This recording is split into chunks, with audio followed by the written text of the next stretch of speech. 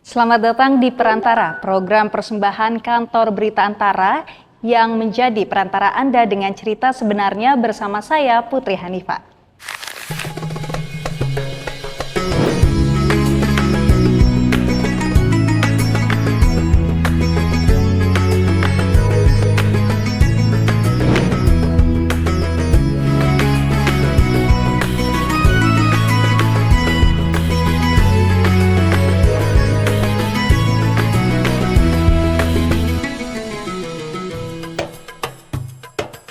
Pemirsa, umat muslim di seluruh dunia kini tengah menjalankan ibadah puasa Ramadan, termasuk juga di Indonesia yang menjadi salah satu negara dengan penduduk muslim terbesar di dunia.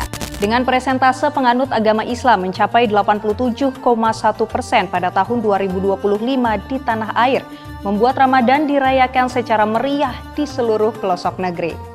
Berbagai daerah dengan latar belakang budaya yang heterogen turut urun dalam bentuk dan tradisi perayaan menyambut bulan puasa, pemirsa. Seperti apa semarak menyambut Ramadan di tanah air? Yuk kita lihat, pemirsa.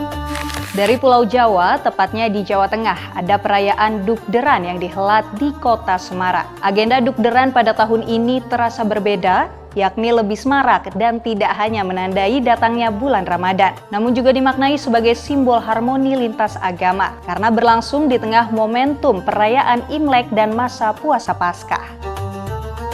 Tradisi yang telah berlangsung sejak abad ke-19 ini diharapkan tak hanya menandai awal Ramadan, tetapi juga memperkuat Semarang sebagai kota yang damai dan inklusif. Penyambutan Ramadan dengan melibatkan keikutsertaan ribuan peserta juga berlangsung di kota Palangkaraya, Kalimantan Tengah. Di kota ini ada tradisi pawai tarhib, pemirsa. Tradisi ini menjadi ajang silaturahmi warga dan pejabat pemerintah setempat, serta mengajak masyarakat untuk mempersiapkan diri secara fisik dan spiritual untuk menyambut bulan suci Ramadan. Inti tradisi ini ialah lomba karnaval yang diikuti berbagai kalangan. Anak-anak, remaja hingga dewasa tampil dengan beragam tema yang menarik warga sekitar. Bahkan Pemkot tak segan memberikan hadiah ratusan juta bagi kelompok yang menyuguhkan penampilan terbaik. Bergeser ke Pulau Sulawesi, kemeriahan Ramadan turut dinikmati warga di kota Gorontalo. Namun kemeriahan puncaknya terjadi justru saat momen sahur pertama, pemirsa.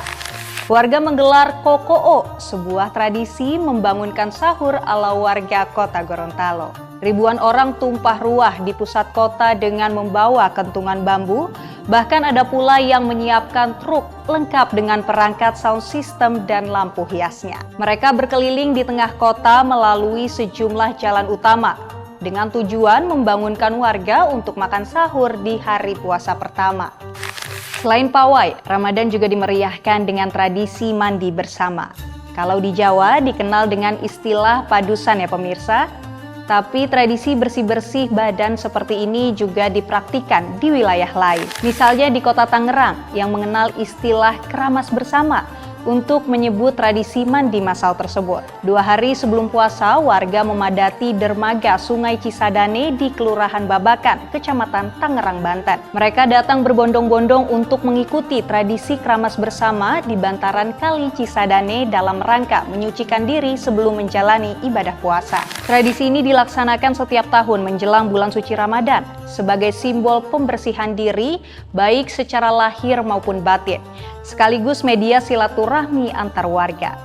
Tradisi mandi bersama juga dihelat di kota Pekanbaru, Riau. Warga berbondong-bondong mendatangi tepi Sungai Siak di kawasan Rumah Tuan Kadi, Kecamatan Senapelan, untuk mengikuti tradisi mandi Balimau. Tradisi mandi Balimau atau petang megang ini dilaksanakan masyarakat muslim sebagai bentuk penyucian diri dan rasa syukur dalam menyambut bulan suci Ramadan. Tradisi ini diisi kegiatan sholat berjamaah, berziarah ke makam hingga pentas pantun. Yang menarik nih pemirsa, sejumlah pemuda melakukan atraksi melompat dari atas jembatan ke Sungai Siak. Hal ini pun menjadi hiburan bagi masyarakat dan wisatawan. Namun di tengah kemeriahan menyambut Ramadan tahun ini, ada sebagian saudara kita yang masih diliputi duka akibat bencana pemirsa. Sebagaimana yang terjadi di utara Pulau Sumatera, umat muslim yang berada di Aceh, Sumatera Utara, dan Sumatera Barat, ada yang harus berusaha lebih agar bisa menikmati santap sahur bersama keluarga, meski harus tinggal di pengungsian. Di Aceh ada tradisi megang yang sudah dijalankan ratusan tahun silam. Warga merayakan datangnya bulan puasa dengan menyembelih sapi, lalu dagingnya dibagikan ke warga lain untuk diolah sesuai selera. Tradisi yang dikenal meriah itu kini berubah dengan pelaksanaan yang lebih sederhana dan dalam keterbatasan di tengah pengungsian atau hunian sementara. Bahkan di beberapa wilayah, pengadaan daging megang pun bergantung pada bantuan sapi dari kepala negara. Kendati situasi memaksa warga untuk prihatin, namun kesakralan dan semangat Ramadan tetap mengisi sanubari mereka. Sembari berdoa, kelak kehidupan mereka akan pulih seutuhnya. Kalau orang Gayo, megang itu merayakan kan hari menyambut puasa. Di situ maksudnya kita menyediakan untuk satu hari itu apa selera makanan kita itu dimasak. Kata orang ini terakhir makan siang kayak gitu. Ada senangnya, ada sedihnya, tapi kan lebih senang di rumah kita sendiri, di kampung halaman kita sendiri kan. Ini kan udah kita numpang, udah rumah kayak gini kan. Adalah perbedaan suasananya kan beda. Tradisi potong sapi juga dirayakan umat muslim di wilayah Tapanuli Selatan yang juga terdampak bencana hidrometeorologi November tahun lalu. Dalam suasana duka yang masih tersisa, warga desa Huta Godang yang merupakan penyintas bencana tetap berupaya memeriahkan datangnya Ramadan. Di pasar Huta Godang, Kecamatan Batang Toru, Tapanuli Selatan, Sumatera Utara, warga memotong 4 sapi bantuan dari pemerintah.